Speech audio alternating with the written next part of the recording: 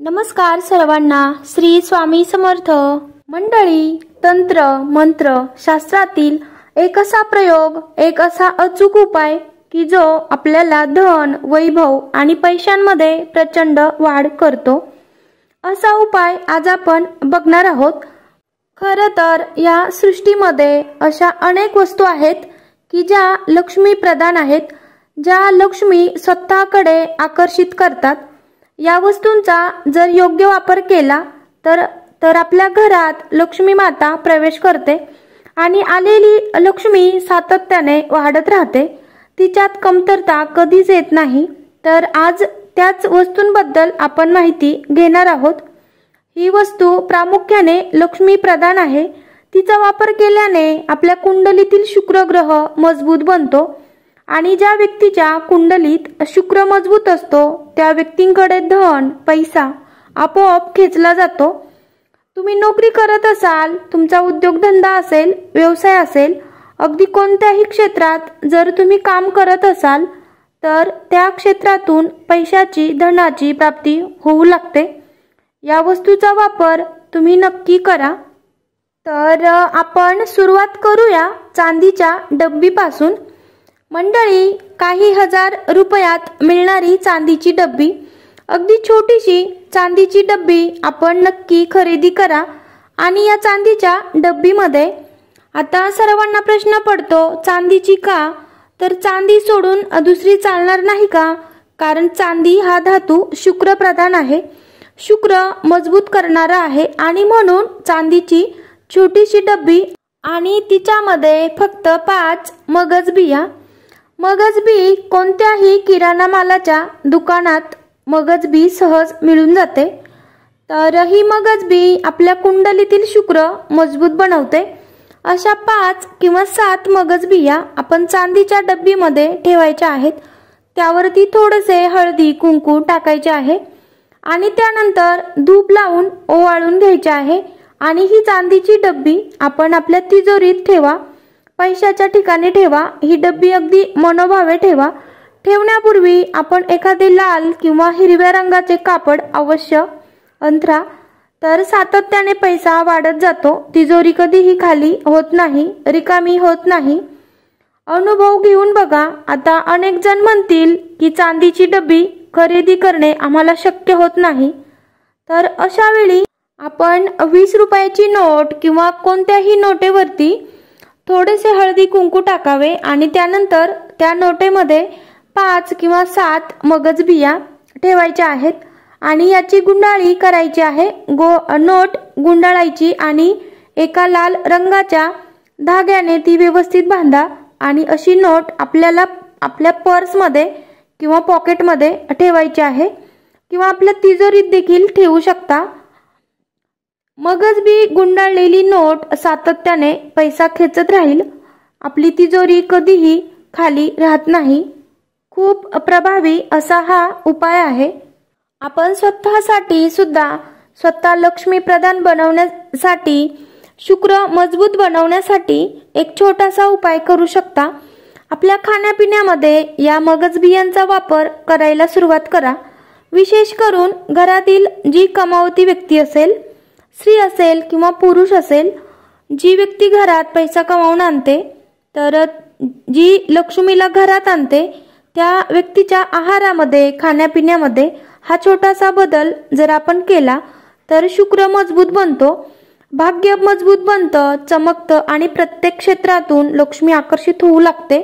यामुळे आपली बुद्धी, आपलं मन ते अशा प्रकारे बदलतं की आपण योग्य निर्णय घेतो आणि योग्य प्रकारच्या निर्णयांचा फायदा हा आपल्याला आपल्या भाग्याला प्रबळ बनवण्यात होत असतो. महिलांनी हे मगज बी सातत्याने आपल्या किचनमधून संपून देऊ नका. सातत्याने आपल्या किचनमध्ये मगज बी असायलाच हवी.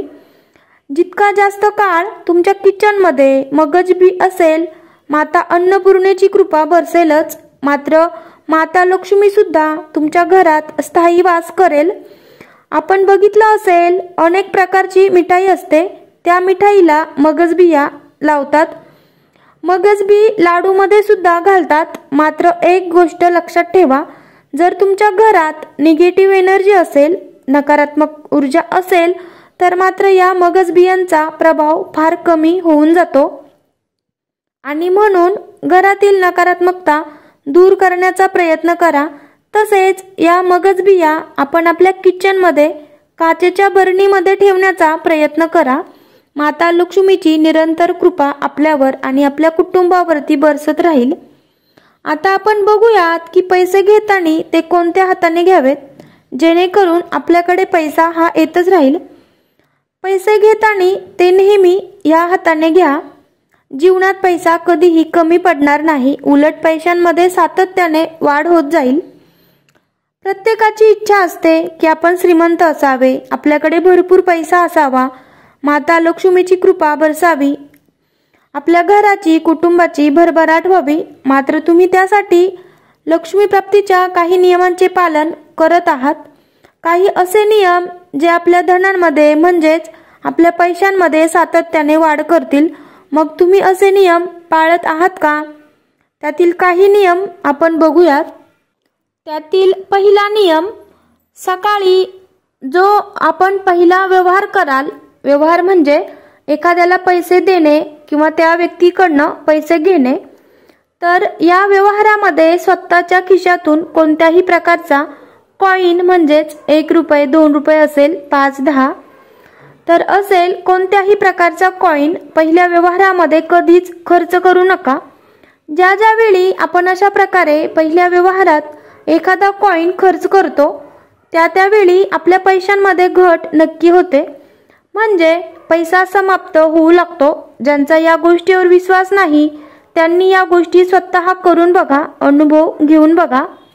दुसरा नियम म्हणजे आपल्या खिशात एखादा तरी कोणता ना कोणता कॉइन अवश्य ठेवा। हा कॉइन संपूर्ण दिवसभर आपल्या खिशात राहील, तो खर्च होणार नाही याची काळजी घ्या। तर हा उपाय आपल्या खिशातील पैशांना खर्च होऊ देत नाही। विनाकारण जे खर्च होतात त्यापासून हा उपाय आपला बचत करतो आणि पैशांमध्ये वाढ सुद्धा होते। अगदी याच प्रकारे एक अत्यंत प्रभावशाली उपाय आपण बघूयात।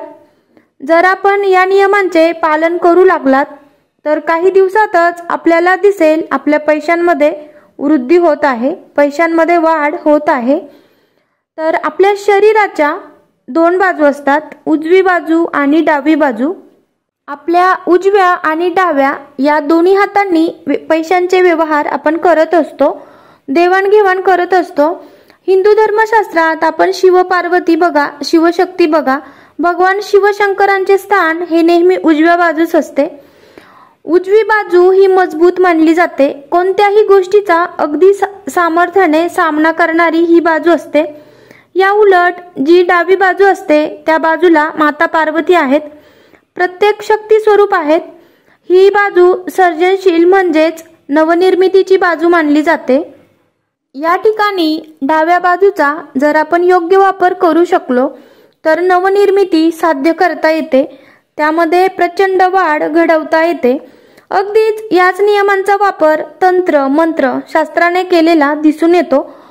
आपण नेहमी एखाद्या व्यक्तीस पैसे देताना अगदी कोणत्याही व्यवहारामध्ये जेव्हा तुम्ही पैसे द्याल तर हे पैसे देताना ती नोट दुमडायला विसरू नका। त्या नोटीची घडी करायची आहे, ते नेहमी आपल्या उजव्या हाताने द्या। शास्त्र असं मानतं की नेहमी उजव्या हाताने दिलेले पैसे हे निष्फळ गोष्टी व वरती खर्च होत नाही किंवा या पैशांचा दुरुपयोग होत नाही, किंवा तुम्ही एखाद्या गोष्टीवर पैसे खर्च करता, गुंतवणूक करता, मात्र हा पैसा जर वाया जात असेल, त्यामध्ये घट होत असेल तर अशा वेळी लक्षात ठेवा नेहमी पैसे देताना ते आपण उजव्या हातानेच द्यायला हवेत। आणखी एक गोष्ट, नोटा देताना त्या नेहमी दुमडून द्या। सरळ सरळ नोटा देऊ नका। नोटांच्या 2 बाजू असतात, ज्या कडा असतात त्या दुमडून द्याव्यात आणि दुमडल्यानंतर नोटांच्या दोन्ही बाजू जिथे एकत्र येतात त्या दोन्ही बाजू आपण आपल्या दिशेला असतील याची मात्र काळजी घ्या। नोटांची दोन्ही बाजू एकत्र केल्यानंतर ती बाजू नेहमी आपल्याकडे राहील, अशा प्रकारे पैसा आपण द्यायचा असतो। आणि पैसे घेताना काय करावे, तर पैसे घेताना ते नेहमी जी आपली सर्जनशील बाजू आहे, नवनिर्मितीची बाजू आहे, अशा डाव्या हाताने आपण पैसे घेत चला आणि पैसे घेताना नेहमी आपल्या मनामध्ये अशी भावना असावी, ते पैसे आपण सर्जनशील बाजूने घेत आहोत आणि या पैशांमध्ये दिन दुगणी रात चौगुणी प्रगती होणार आहे। या पैशांचा वापर करून आपण अजून धनवान आणि श्रीमंत बनणार आहोत। नेहमी मजबूत हाताने पैसे द्यायचे आहेत आणि घेताना ते नेहमी सर्जनशील बाजूने म्हणजेच आपल्या डाव्या हाताने घ्यायचे आहेत। माता लक्ष्मीची नक्कीच तुमच्यावरती कृपा राहील। तर आता फक्त हे उपायच करायचेत का, तर कष्ट करायचे नाही का, तर असे अजिबात नाहीये। आपल्याला कष्टासोबत नशिबाची देखील साथ हवी आहे, त्यामुळे आपण हे उपाय करत असतो। तर या उपायाने देखील खूप चांगला अनुभव येतो। तर अशा प्रकारे आपण या व्हिडिओमध्ये सर्व माहिती बघितली आहे। तर चला मग भेटूया आपण पुढील व्हिडिओमध्ये। जय संतोषी माता।